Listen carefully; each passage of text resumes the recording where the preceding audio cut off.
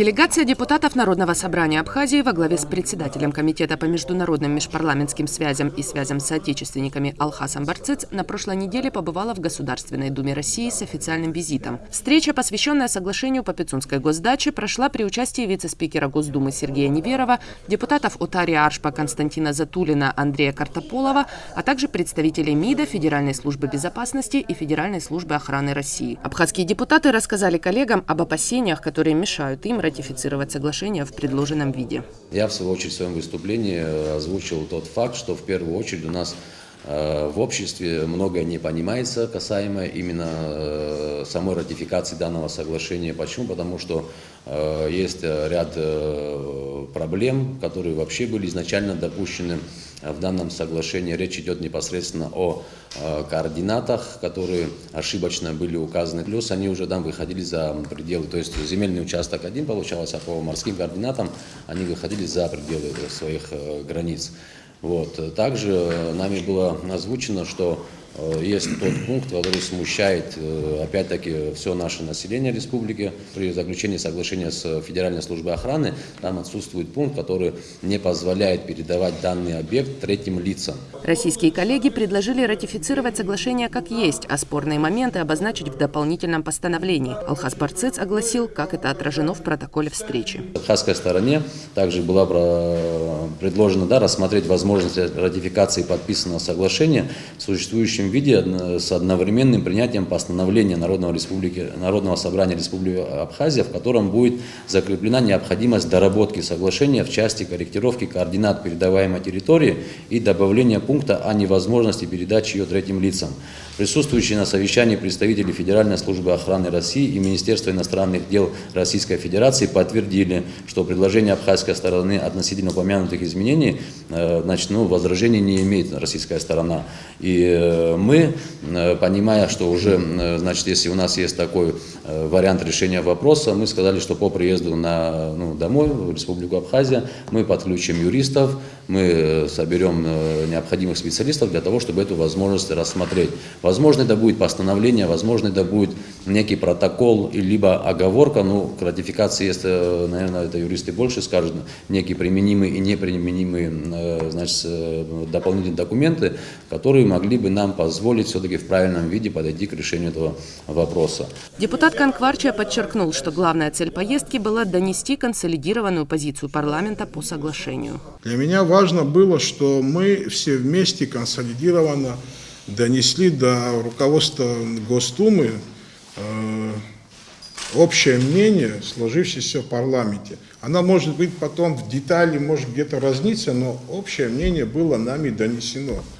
А что именно? Что в данном случае, в том виде, в котором сегодня нам предлагает Российская Федерация принять, ратифицировать существующий договор, что он в принципе неприемлем. Потому что в том виде, в котором сегодня предлагается, оставим даже смысловое наполнение самого договора, те координаты, которые вбиты, вы все прекрасно знаете, но зная, что оно не соответствует самому договору, и зная, что такие, в этом договоре неточности, а это не просто неточности, это касается нашей территории, нашей страны непосредственно. Некорректно вообще, я считаю, что в таком виде нам предлагать ратифицировать. Канкварчия выразил недоумение по поводу того, что соглашение было подписано абхазской стороной, несмотря на очевидные нарушения. Леонид Лакербай на это ответил, что ошибка в координатах была далеко не очевидной. Конечно, они сказали, что, друзья наши, вы подписывали, абхазская сторона подписывала. Почему тогда абхазская сторона в таком виде согласилась подписывать? Да, в этом есть смысл, в том, что они говорят. Конечно, удивительно, когда люди с нашей стороны, представляющие власть, такую вещь могут подписать. Но у нас есть известные люди, которые после каждой подписи, Абхазия непонятно, что потом имеет после этих подписей. Это известный человек, это Беслан Куправа, у нас до сих пор висит железнодорожный кредит. Но в данном случае Беслан Куправа тоже сам не подписывал, наверняка кто-то ему это вещи или попросил, или на себя эту ответственность взял. Но как бы тебе ни предлагали, здравомыслящий человек не может такие вещи подписывать, зная, что такие нарушения есть. Стрелочников назначать не надо. Руслан Кубрава не подписывал документ, который он разрабатывал. Ему было поручено подписать этот документ. Могу сказать вам больше. Я, например, тоже не смотрел координаты и не думаю, что у кого-то из вас были те координаты, которые заложены были бы правильно. Там есть моменты. В целом, значит, все было сказано правильно по поездке и так далее. Один нюанс только. Почему нам показалось важным, что в Думе? Потому что Дума – это та структура власти России, в которой мы всегда находили понимание. В самое тяжелое время, во время войны, когда санкции против нас готовили, нас никто не понимал так, как понимала тогда Верховный Совет, потом Дума Российской Федерации. И мы просто обратились к ним. Все мы понимаем, что попали в ситуацию, которая не позволяет ратифицировать данное соглашение. Если вы считаете, что есть какая-то возможность юридическая, вы нам подскажите, а мы будем над этим думать. Они нам подсказали, по их версии, тут уже несколько иное мнение у нас, потому что я, например, выслушав то, что говорилось там, я хочу послушать наших юристов. У меня есть свое убеждение определенное, я хочу послушать наших юристов. Мы должны четко и ясно понимать, что это не первое и не последнее соглашение, которое мы будем ратифицировать. Депутат Дауд Хутаба рассказал, что абхазская сторона предложила свой вариант выхода из сложившейся ситуации. Мы также сделали свое предложение, предложили вот эти изменения, которых мы добивались, допустим, да, чтобы те же самые подписанты дополнительный протокол уже сегодня подписали, и здесь уже потом мы вместе с ратификацией соглашения ратифицировали уже и изменения, для того, чтобы у нас были гарантии. Я разговаривал отдельно еще с представителями и ФСО, и представителями МИДа. У них был немножко скепсис, но я уверен, они в любом случае передадут, наверное, своему начальству наши предложения, и посмотрим, будет ли какой-либо ответ. Депутат Алхас Барцец, отвечая на вопрос журналистов, подчеркнул, что российская сторона ошибку в координатах признает, но считает технической, случайной. Дауд Хутаба объяснил, в чем заключается ошибка. Там, получается, они как где-то приобрели, так и где-то потеряли по территории государственной дачи. Но эта проблема затрагивает эти новые координаты, неверные координаты. Они затрагивают и там некоторую часть, небольшую часть курорта Пицунда. Да, также затрагивают, что, например, очень важно, наверное, часть дороги из Пицунды в Лидзаву. То есть понятно, что в таком варианте это невозможно отдавать. Мы себе сроков не ставим, но консультации мы проводим и начали проводить их, собственно, вчера с первого рабочего дня.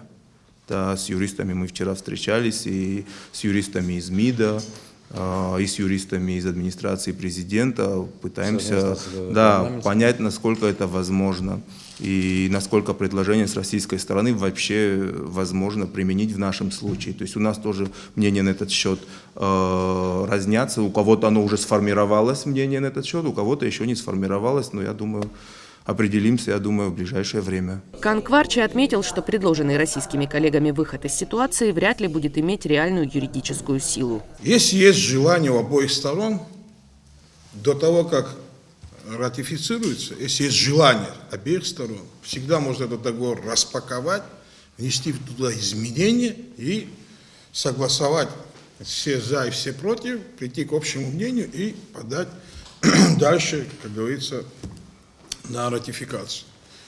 Честно говоря, мы в этом вопросе, конечно, с ними разошлись.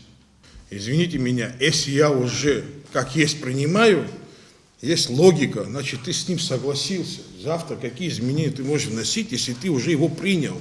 Постановление парламента, оно работает только для наших внутренних дел, для Абхазии. Как мы можем влиять на международные договора, которые она стоит выше, мы никак не можем влиять. То есть это нереальные эти вещи. Я это не понимаю, как это вообще возможно сделать. Депутат Кварча считает, что торопиться не нужно. С российской стороны прозвучали уверения в том, что на дружественные отношения России и Абхазии вопрос Пицунской госдачи повлиять не может. У них тоже время есть, у нас тоже время есть, нам спешить некуда.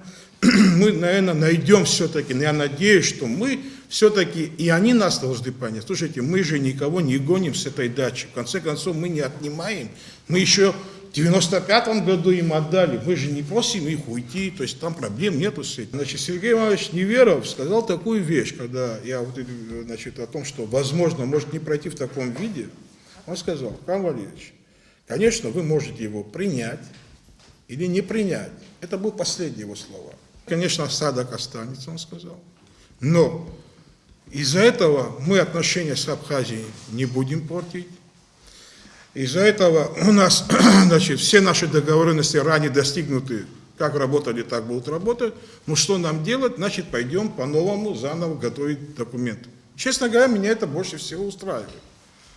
Потому что если начнем заново, тогда мы более детально все эти вопросы изучим, чтобы устраивало обе стороны. Нельзя делать так, чтобы только нас это устраивало. Это должно быть и российскую сторону устраивать, и нас устраивать. Активисты из движения Харах-Пицунда спросили, почему сомнения у депутатов вызвали только 2 пункта соглашения в части неверных координат и отсутствия запрета передачи третьим лицам. Молодых людей из общественного движения также беспокоит потенциальное нарушение прав жителей поселка Лдза в части наличия КПП, вырубка заповедника для строительства новых зданий на выделенной территории, пересечение сухопутных и морских границ Абхазии без ведома каких-либо абхазских госорганов. Также журналисты спросили, намерены ли депутаты парламента повторно обратиться в Конституционный суд для проверки соглашения на соответствие Конституции Абхазии. Кан Кварча отметил, что он подготовил соответствующее письмо, и если депутаты поддержат, оно может быть направлено в Конституционный суд. Но в любой момент мы можем вставить число, зарегистрировать.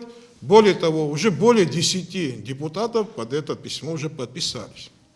Если завтра, может быть, если даже необходимость в этом будет, мы можем продолжить сбор подписей, 18 человек, и выносить на сессию. Если до этого. Но я надеюсь, что до этого мы не доведем.